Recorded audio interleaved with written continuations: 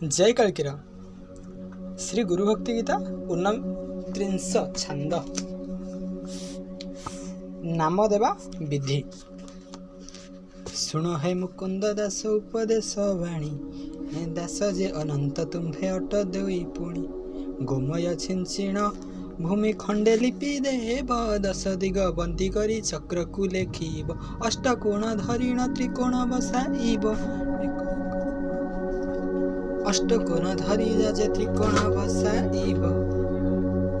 एक एक कोण बेनी भागे रखि उपरे लखिब एक कोण पुण नेब मध्य छंदिब अष्टकोण पुण तही बेनी कोणे बसाइब हिरऊ शिरऊ बेनी कोणे बसाइब हिरऊ शिरऊ मध्य कोणे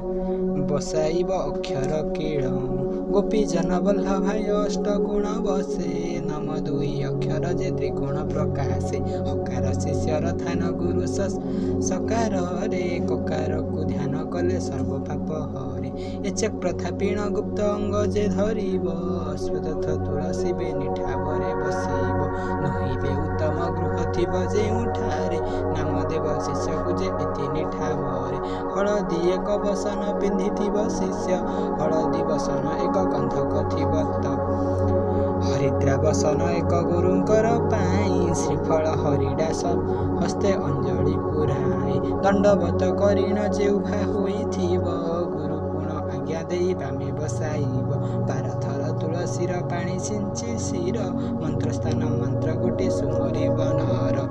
भूत शुद्धि करिब जे गुरु शिष्य अंगे छेदिब जे गुरु पाप समाधिर संग मंत्र गले शिष्य पाप छेदन करई शिष्य पुणी जाई विष्णु लोकरे मिसई गुरु अंग पाप हुए हुई प्रवेश अणाक्षर एकाक्षर षोड़श जे दोष नारायण पंचाक्षर भजन जे कले गोहत्या काटई अणाक्षर जप कले एकाक्षर जप कले ब्रह्म हत्या दूर षोड़श जपिले मातृहरण को पार अग्नि हरणर पाप नारायणे नाश पंचाक्षर सुरा हुअन्ति जे ध्वंस अष्टकोटी पापे एही 5 पाप सार